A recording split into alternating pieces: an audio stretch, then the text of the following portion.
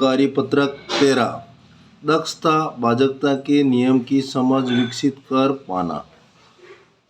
प्रश्न संख्या 1, नीचे दी गई संख्याओं में उन संख्याओं पर गोला बनाइए जिनमें 5 का पूरा पूरा भाग जाता हो। यानी 5 का पूरा पूरा भाग जाता हो, उन संख्याओं पर गोला लगाना है। तो सबसे पहले हम समझ देते हैं, जिस संख्या का इकाई अंक या तो 0 हो या 5 हो, उसमें 5 का पूरा पूरा भाग जाता है। किसी भी संख्या का इकाई अंक 0 हो या 5 हो तो उसमें 5 का पूरा पूरा भाग जाता है। 25 में इकाई अंक 5 है तो 25 में भाग जाएगा। 30 में इकाई अंक 0 है तो इसमें भाग जाएगा, दोनों पे गोला लगा दिया।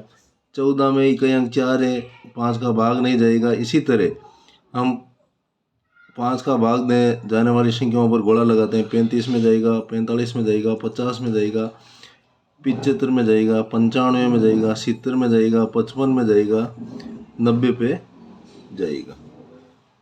अगला, नीचे दिए गए रिक्त स्थानों में एक ऐसा अंक लिखें ताकि 10 से विभाज्य हो जाए। 10 से विभाजित होने के लिए एक ही शर्त है, संख्या का इकाई अंक 0 या 0 होना चाहिए। तो क में 29,430 यानी यहाँ 0 लिखेंगे। अब ख में इकाई अंक 0 है तो यहाँ 1 से लेकर 9 तक कोई भी संख्या लिख सकते हैं। इसी तरह इसका इकाई अंक 0 है तो इसमें भी 1 से लेकर 9 तक कोई भी संख्या लिख सकते हैं। ग में इकाई अंक 0 है इसलिए 10 का भाग तो जाएगा, इसलिए यहाँ 1 से लेकर 9 तक कोई संख्या लिख सकते हैं। प्रश्न संख्या 3, नीचे दी गई संख्याओं के गुणनखंड एवं गुणनखंडों की संख्या लिखिए। संख्या 1 है, 1 का गुणनखंड 1 होगा और गुणनखंडों की संख्या भी 1 होगी। इसी तरह 2 में 1 का भी भाग जाएगा और 2 का भी भाग जाएगा। गुणनखंडों की संख्या 1 और 2 होगी। 3 में भी 1 का भाग जाता है और 3 का भाग जाता है। गुणनखंडों की संख्या 2।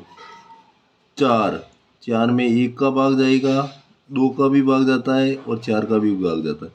तो गुणनखंडों की संख्या हो गई 3, 1 2 3। इसी तरह 5 में 1 और 5 का ही भाग जाता है, गुणनखंडों की संख्या 2।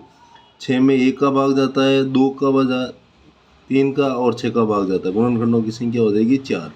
7 में 1 का भाग जाता है और 7 का भाग जाता है, गुणनखंडों की संख्या हो जाएगी 2।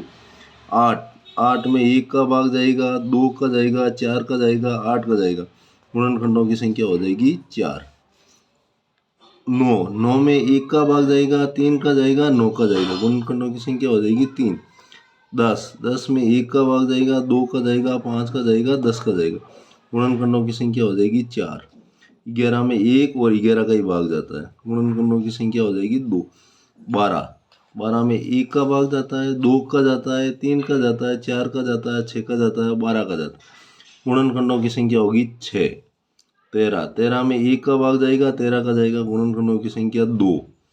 इसी तरह 14 में भाग किस का जाता है, 1 का भाग जाता है, 2 का जाता है, 7 का जाता है, 14 का जाता है, गुणनखंडों की संख्या 4। 15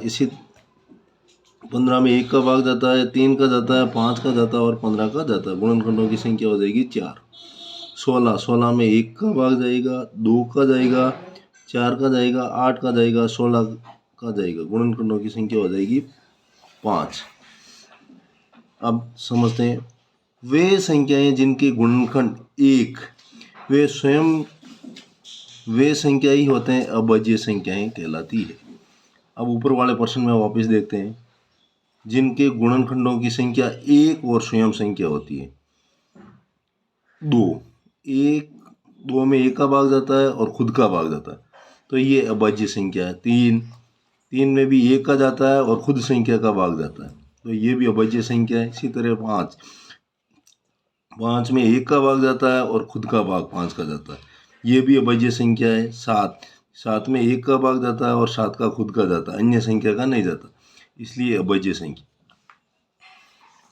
इसी तरह 11 में 1 का जाता है, 11 का जाता है, ये भी अभाज्य संख्या है। 13 में 1 का भाग जाता है, 13 का जाता है, ये भी अभाज्य संख्या है। अगला, वे संख्याएं जिनके 2 या 2 से अधिक गुणनखंड होते हैं भाज्य संख्याएं कहलाती है। 4 में 1 का भाग जाता है, 2 का जाता है और 4 का जाता है। तो 2 से ज़्यादा गुणनखंडों की संख्या है तो ये भाज्य संख्याएं होगी। 4 है, 6 है, 8 है, 9 है, 10 है, 12 है, 14, 15, 16 ये भाज्य संख्या है। अब इम्पोर्टेंट, संख्या 1 न तो भाज्य संख्या है न अभाज्य संख्या। जो संख्या 1 है इसको न तो भाज्य संख्या में माना है और न ही अभाज्य संख्या में माना है।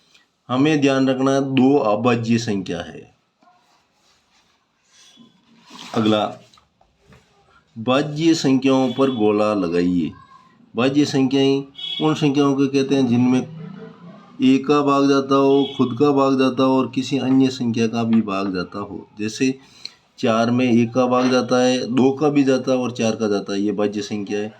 तो हम गोला लगाएंगे 4, 6, 8, 9। 9 में 3 का भाग जाता है, 1 का जाता है और 9 का जाता है। 10, 12, 14 पे गोला लगाएंगे, 15, 16, 18, 20, 21, 22, 24, 25, 26, 27, 28, 30, 32, 33, 34, 35, 36, 38, 39, 40, 42, 44, 45, 46, 48, 49, 50 और 51। 51 में 3 का भाग जाएगा। अगला, नीचे लिखी संख्याएं किस किस संख्या से भाज्य है। अब 10 में किस किस का भाग जाता है भाज्य का मतलब 10 में 1 का भाग जाता है, 2 का भी जाता है, 5 का भी जाता है और 10 का भी जाता है। इसी तरह 15 में 1 का जाता है, 3 का जाता है, 5 का जाता है और 15 का जाता है। 16 में 1 का, 2 का भी जाता है, 4 का, 8 का, 16 का। 25 में 1 का भाग जाता है, 5 का भाग जाता है और 25 का भाग जाता है। यदि वीडियो पसंद आए तो वीडियो को लाइक करें और चैनल को सब्सक्राइब करें।